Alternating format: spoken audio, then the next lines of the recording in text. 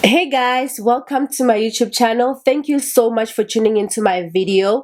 And while you're at it, please don't forget to like, to comment, to subscribe, and to hit that notification bell so that you get notified whenever I post a video. So today I thought I should just come through and do a bit of a story time. This was prompted by something that I came across on Facebook, a memory of something that I shared on one of my Facebook pages called Life After the Sermon. So I'm gonna read to you what I wrote before I dive into what I'm about to say. So what I wrote is that we get more encouraged when people share how they journeyed out. Sorry, let me read that again. It says that we get more encouraged when people share how they journeyed out of their wilderness than when we only see their arrival at the promised land. So I captioned that photo and said that sharing our struggles, shortcomings, and failures preaches a more audible gospel than only sharing our areas of perfection. What came to my mind when I read that is that it is true that as human beings, as people in general, we love to share about our victories. We love to share about the things that are going good in our lives than more than we love to share about our failures or our shortcomings or our areas of disappointments. So I thought I should just be a bit vulnerable with you guys and share with you a moment or a season in my life where I did something and I had to suffer the consequences of what I did. And to be honest, that was not nice. Even to this day, I still look back and feel like I wish I could have done things differently. But unfortunately, I can't go back and erase what I did or undo what I did. So I live to experience the consequences of that, unfortunately. So what happened back in 2016, I had just completed my certificate in electrical engineering. I had obtained my N6 certificate. So I needed an in-service training so that I can obtain my national diploma. So I remember at the time I decided to go on a 21 days fasting, especially because being jobless was forcing me to stay away or apart from my husband, because I had just gotten married the previous year. So I wanted to be with my husband so bad, but our finances would not allow us to stay together. So you can imagine the desperation of getting the job. So I then went on a 21-day fasting, and it was during that fasting when I made a vow to God. That was inspired by the prayer of Hannah. Remember Hannah on the book of Samuel, where she prayed a desperate prayer and God heard her plea.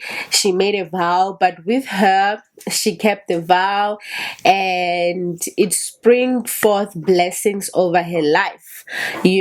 And then with me, on the other hand, I made a vow to God and said to God, if you give me a job, I promise I am going to tithe every single month.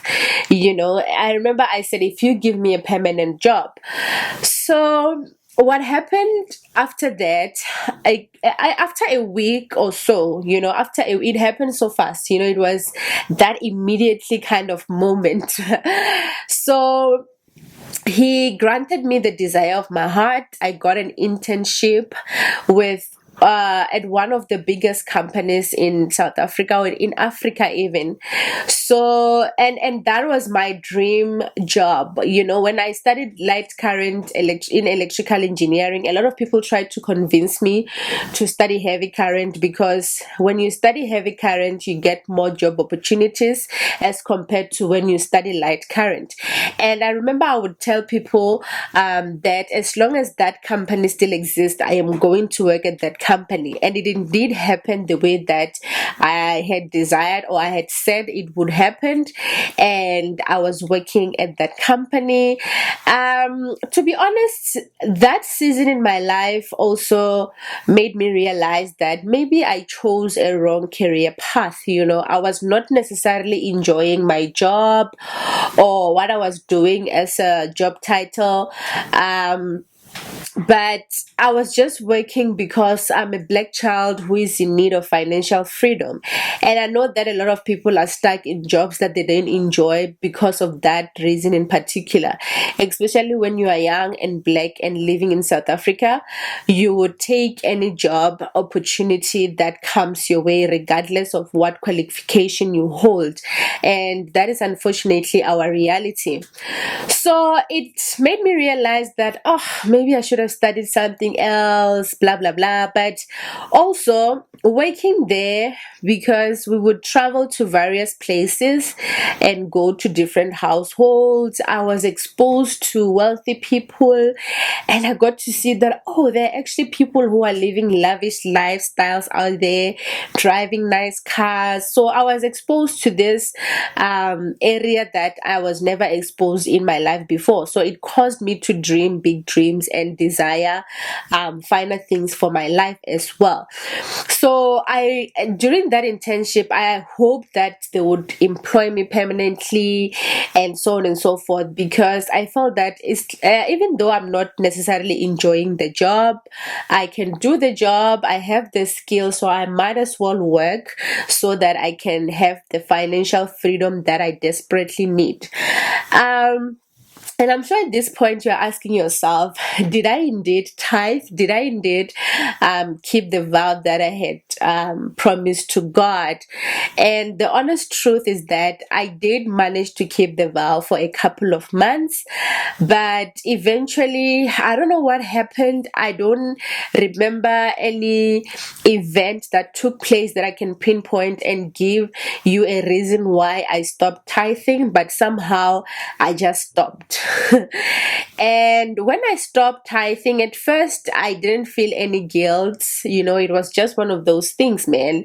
You know how you can just commit a sin and life goes on and feel that, God loves me, God forgives, God is gracious, and so on and so forth. We never really think about the consequences of our actions, right? We feel like we can just make promises and say things to God and just get away with it, with not keeping the promises.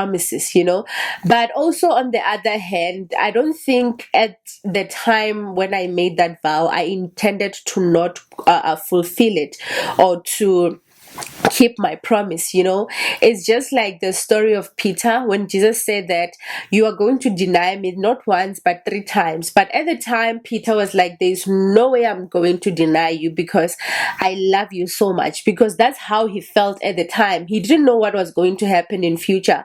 So even with me, I didn't know that I was not going to fulfill the vow, but at the time I felt strongly that I was going to keep the vow because of my desperation.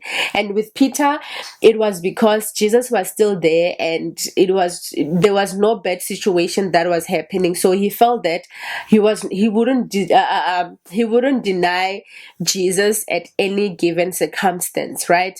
So, and I think it happens to the most of us. We express what we express based on what we are feeling at the time, and we never intend for our feelings to change in future or for our behavior to change in future. And it happens a lot even in different relationships, even with relationships with married people. That's why sometimes people end up in divorce, and there's always that saying that nobody gets married to get divorced, because when you get married and vow to live with this person for the rest of your life, you don't see yourself divorcing them, but things happened, and so on and so forth. And don't get me wrong, I'm not trying to justify the fact that I didn't keep my vow to God. In fact, I wish I did. I really wish I did, because I feel like maybe my story would have turned out differently. Maybe I would still be working for that company in particular. I'm just left with a lot of maybes that I cannot even um, let go, let go of. They constantly come, and they constantly haunt me. The guilt comes every now and then, especially because even right now, as I'm filming this video, I have not gotten the desire of my heart of getting a job. To be honest, I even tried to apply for any type of job, but without any luck. So I'm at a point where I'm asking myself, God, is this punishment, or is this just part of my journey? What point are you trying to prove? Because it's been 4 years, I have suffered enough turmoil, and I just feel like it's enough.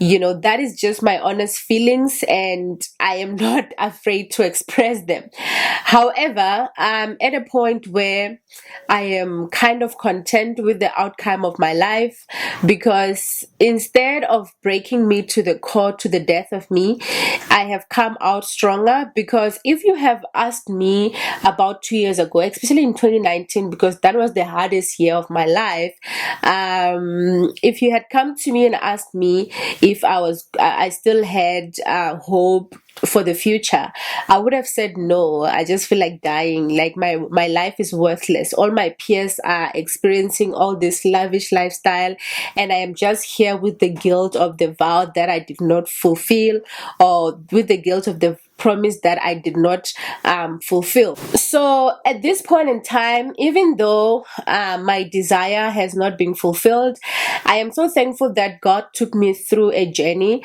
of self-introspection, of coming to terms with the guilt that I carry, with my own sins. And I remember a verse where David was saying, "Search me, O Lord, and know my innermost sins, reveal my anxieties to me." And God is continuously revealing those things to me. And right now, for me, it's a season of confession. It's a season of asking God to forgive me. It's a season of cleansing and letting go of any guilt. It's a season of seeking peace and pursuing it, and accepting my life as it is, doing what I can with what I have, and trusting God for better days, and embracing His grace and His love and His forgiveness. So I hope that with this video and me being vulnerable has given somebody out there hope for the future, and has led you to acknowledge your own part in your own struggles. And it's important to acknowledge that and confess that, especially to the Lord, and pray about it. I pray that we get to a place of our desires being met. That prayer that you are desperately praying, I pray that God gives you the desires of your heart. I hope that we will speak about this even more next time. I love you so much. God bless you. Take care of your beautiful selves. Mwah.